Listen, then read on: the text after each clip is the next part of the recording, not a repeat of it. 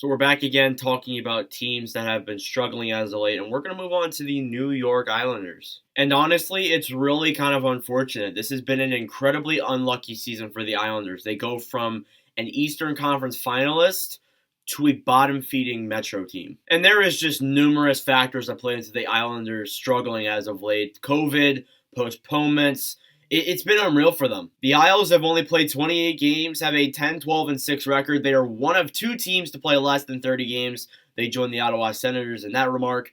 They have let in 80 goals. They have only scored 60. They are 4-5-3 at home. They started off god-awful in UBS, and then they are 6-7-3 on the road. You know, this team has had its struggles, granted. UBS starting off at home was a massive struggle for them. And then, of course, they had to start off the majority of their season on the road because they didn't get to play their first home game until, if I'm correct, November. So it's been rough for the New York Islanders. And, I mean, to come out of that with a 10-12-6 record, and when you look at other teams in the NHL, that's actually pretty good. And you add the factors in with COVID, postponements, injuries.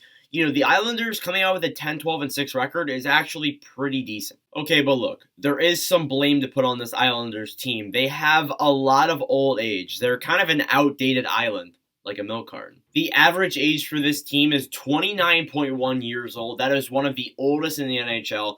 They have 11 players above 30 years old. They have only 8 players on their roster born after 1995, and they have 7 born before 1990. So you have 7 players there coming up on around 35 to 40 years old.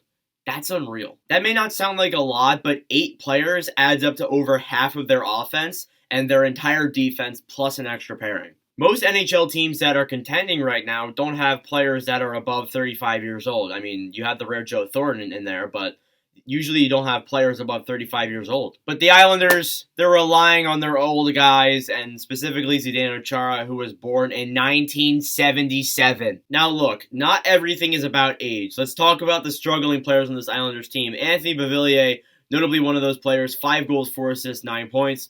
For a player who was putting up exceptional numbers last season and exceptional numbers in the playoffs, that is kind of unacceptable. It doesn't matter if you're getting COVID. You should be putting up at least a little bit more points than that.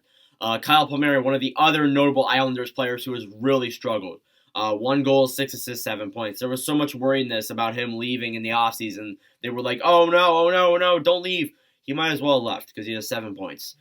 Casey Zizekas, who was signed to a 6-year contract, mind you. Everyone was so worried about him leaving. He only has 1 point. And look, I know Zizekas plays a different role than scoring, but he should have at least more than 1 point. Like, he's getting paid $2.5 million for the next 6 years. And there is just no galaxy where that is acceptable. Like, 1 point for 6 years, $2.5 million, that is just unacceptable. I'm sorry. I don't care what type of play you are. That's not acceptable. And that goes for all 3 of them, too. All 3 of them have been struggling, and all 3 of them get paid a good amount of money, and that's unacceptable. Those numbers are unacceptable. I don't care how much you're struggling. That is unacceptable. Now moving on, the blue line is something else that really struggled, and their blue line is a lot of old players, including Zdeno Chara and Andy Green. Now let's start off with Chara, who, look, okay, so the Islanders signed him in the offseason to that contract, and I'm like, all right, so it's not terrible, I guess. I mean, you want to have some veteran depth. I mean, they probably looked at Florida and saw that Florida had Joe Thornton and was like, okay, so Thornton's looking solid in there. Let's bring Chara to our team, and maybe he'll bring the veteran presence that we need. The problem is, though, all their guys are old, so they already have the veteran presence, and I don't even understand it. 0 goals, 2 assists for 2 points. He's a +1, surprisingly. He surprisingly has above a plus-minus. He's been playing not that good. I mean, he is old, but he has not been playing that good, and I've seen Islanders fans often criticize him. Andy Green, 1 goal, 4 assists, 5 points. He's a -2. Andy Green's up there in age as well, but he's still putting up solid numbers for a defensive defenseman like him, but he just has not been good. Scott Mayfield, another player I'm a fan of on the Islanders, he has been struggling notably. 1 goal, 4 assists for 5 points. He's a -9 out there.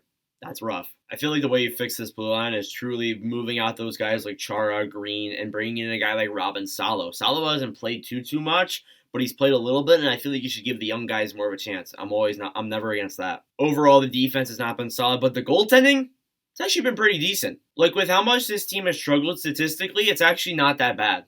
Let's start off with Elise Sorokin here. He has a 8-7-5 record with a 2.46 goals against average and a .925 save percentage. Semyon Varlamov, it took him a little bit to win his first game, but he started getting up there. 2-5-1 record, a 2.77 goals against average, and a .910 save percentage.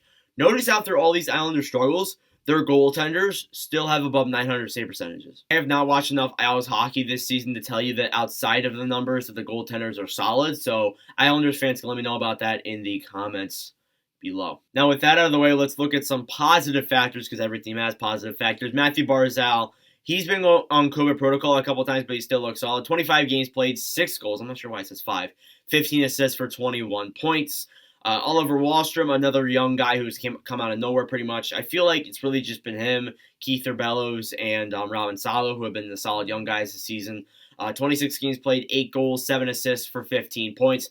And then Keither Bellows, a guy who was meant as nothing, meant as just a depth player at the beginning of the season, came in, gave him a couple games, and he's really performed. 14 games played, 3 goals, 5 assists for 8 points. Now, believe me, once this Isles team gets back on track, they could very well kind of try and make a run for the playoffs if everything goes right. The teams that are above them are the New Jersey Devils, the falling and struggling Flyers, and the mediocre Columbus Blue Jackets. Those are the only teams that are separating the Islanders from a potential wild card, potentially playoff spot. So it is absolutely possible for the Islanders to turn this around, but at what cost? With their struggles to score, their old age, and their struggling blue line, we'll see if the Islanders can turn this thing around. I think that if this team can get healthy and they can start producing, I think they could very well make a run at it. And we know how good playoff New York Islanders are. But we'll see what happens before the end of the season. Anyways, guys, that is it for me. If you guys want to see some more Islanders-related content, take a look at my eye icon right here showing my Islanders playlist with every single New York Islanders-related video I've ever made on the entire channel. We're coming close to 40 different videos, so that's unreal. Thank you all for watching. For us personally, I really do appreciate you guys to subscribe. That'd be great. Let me know in the comments below what your favorite part about the Islanders has been this season. Although it's been struggling, I gotta say it's been Keither Bellows. I really like young guys coming up into the lineup and having success. So anyways, thank you all for watching, and I will see you guys in the next